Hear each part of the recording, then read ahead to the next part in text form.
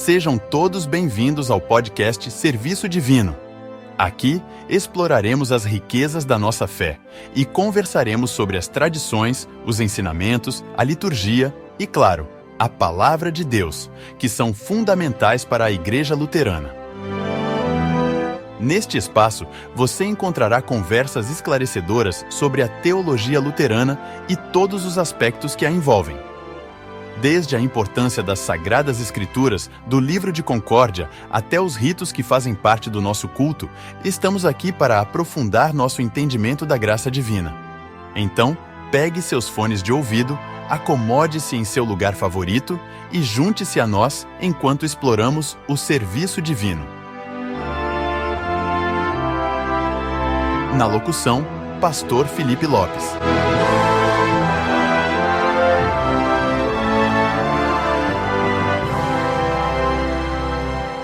Olá, hoje nós queremos conversar sobre o que a Igreja Luterana crê, ensina e confessa sobre a memória dos santos. Assim diz o artigo 21 da Confissão de Augsburgo. A respeito do culto aos santos, os nossos ensinam que devemos nos lembrar dos santos para fortalecer a nossa fé, de forma que vejamos como receberam graça e como foram ajudados pela fé. Além disso, a fim de que tomemos suas boas obras como exemplo, a cada um de acordo com sua vocação. Já a Apologia da Confissão de Augsburgo amplia isso também no artigo 21, dizendo o seguinte: nossa confissão aprova honrarias para os santos, sendo que aqui se deve aprovar a tríplice honraria. A primeira é a ação de graças. Devemos dar graças a Deus por nos ter mostrado exemplos de misericórdia, por ter indicado que quer salvar a humanidade, por ter dado mestres e outros dons à Igreja. E esses, que são os maiores dons, devem ser exaltados, e junto com eles devem ser louvados os próprios santos, que usaram esses dons com fidelidade, como Cristo louva os negociadores fiéis, conforme Mateus capítulo 25. O segundo culto é a confirmação de nossa fé. Quando vemos que a Pedro é perdoada a negação, também nós somos erigidos para crer mais ainda que a graça de fato superabunda muito mais que o pecado, conforme Romanos capítulo 5. A terceira honraria é a imitação, primeiro da fé e depois das demais virtudes, as quais cada um deve imitar de acordo com sua vocação. Contudo, este mesmo artigo nos chama a atenção para algo muito importante.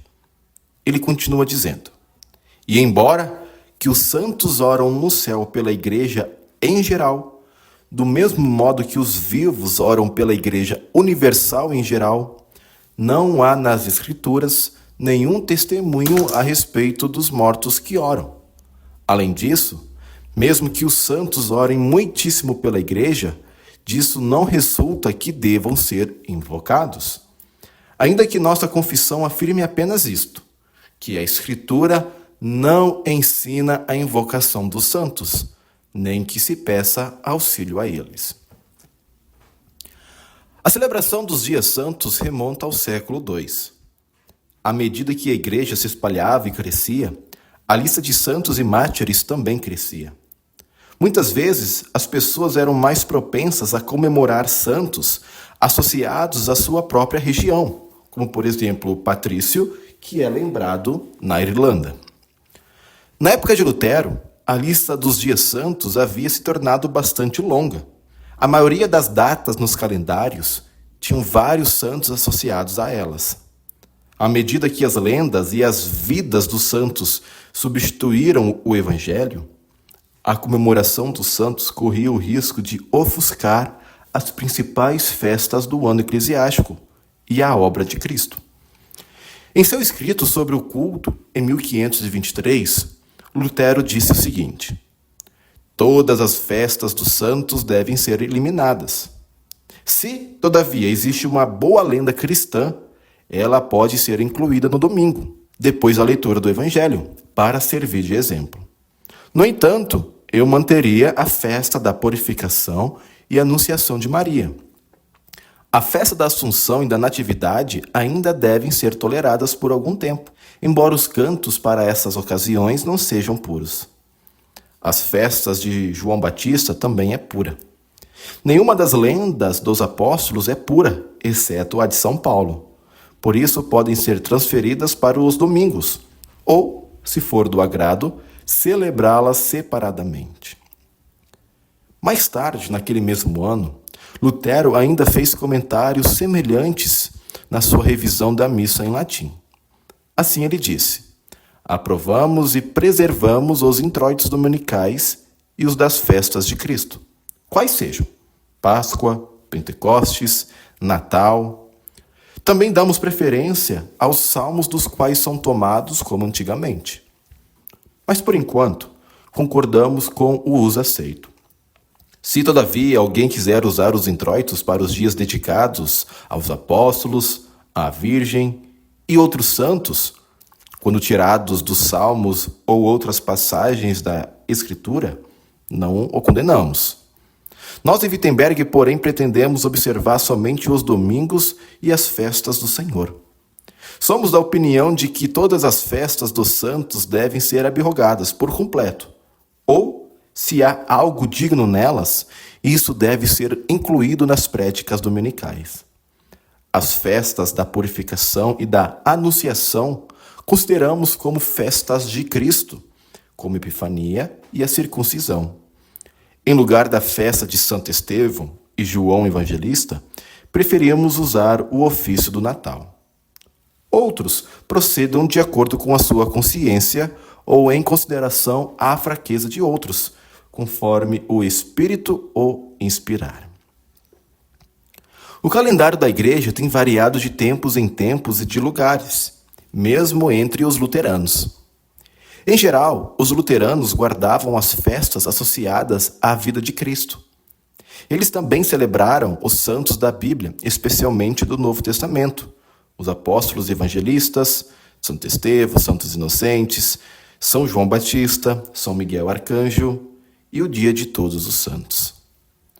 No inário atual da Igreja Evangélica Luterana do Brasil, é acrescentado mais alguns dias de festas para os santos, incluindo São Barnabé, São Tiago de Jerusalém, São José, Santa Maria Madalena, São Timóteo e São Tito.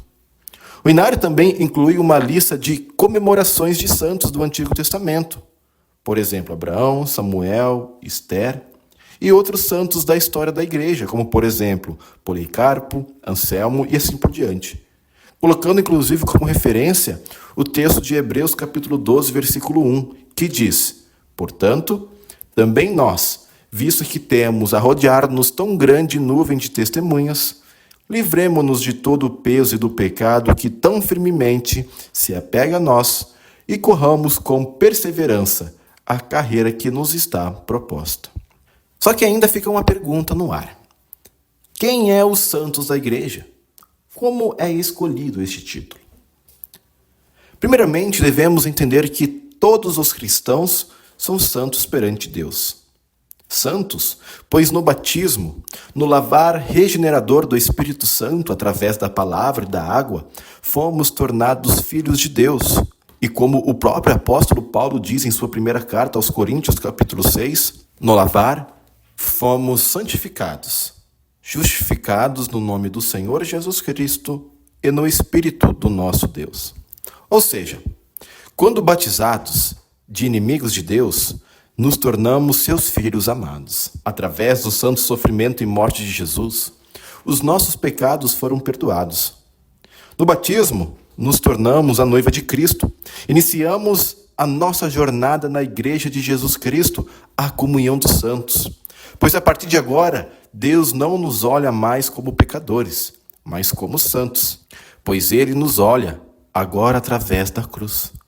A partir do batismo, Deus nos olha através do Cristo crucificado, onde os nossos pecados foram imputados e onde fomos tornados santos pela obra vicária de Cristo.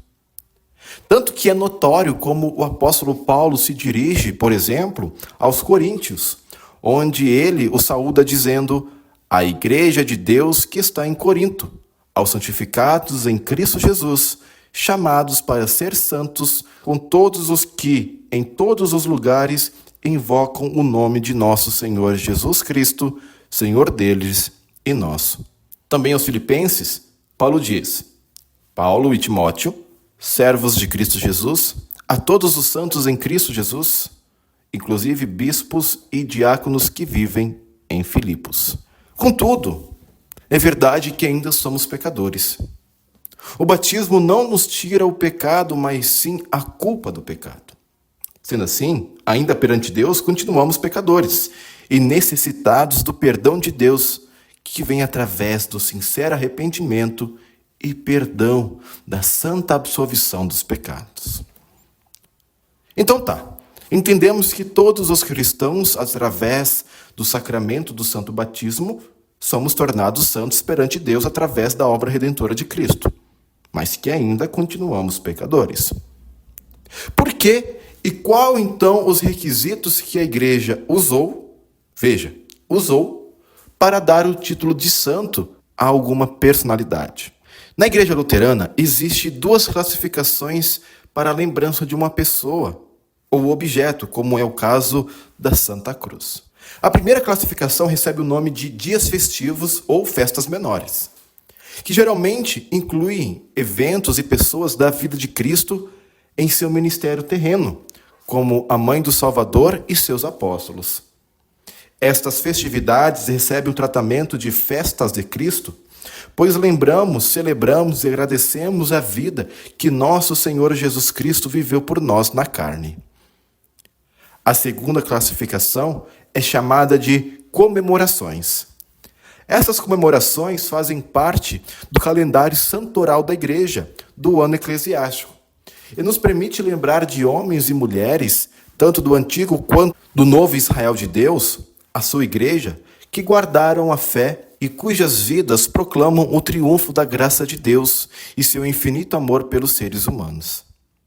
Sendo assim, só recebem o título de santo aqueles que tiveram uma participação direta no plano da salvação em Cristo Jesus, como, por exemplo, os apóstolos São Mateus, São Marcos, São Lucas, São João, o próprio São Paulo, São Timóteo, a Santa Maria, Mãe de Deus, e assim por diante. Então, será que é válido e benéfico para a fé celebrar estas datas em que se lembra os santos?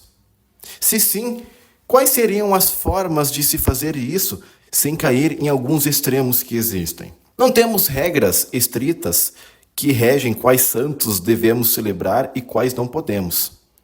Muito disto é deixado ao critério do pastor da congregação.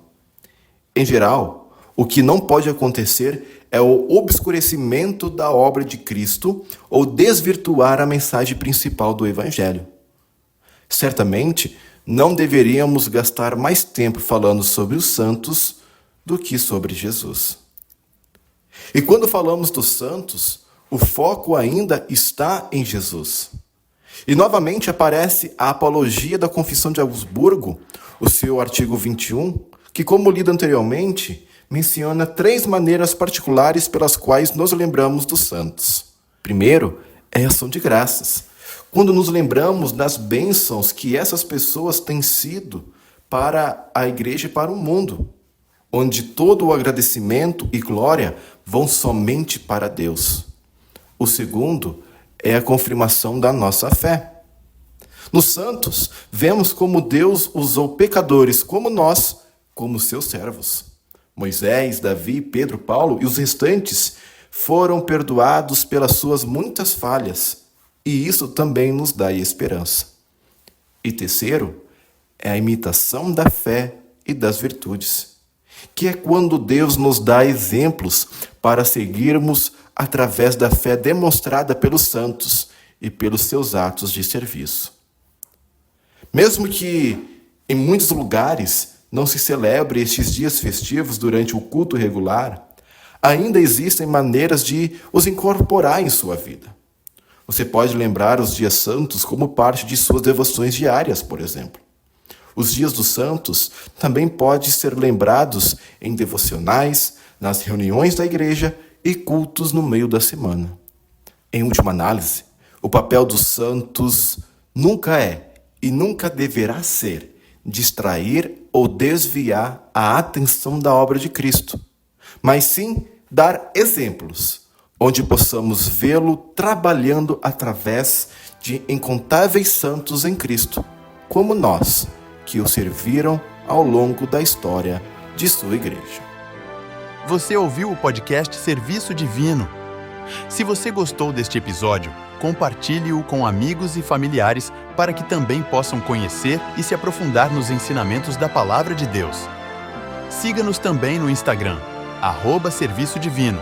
Grande abraço e fiquem todos com Deus.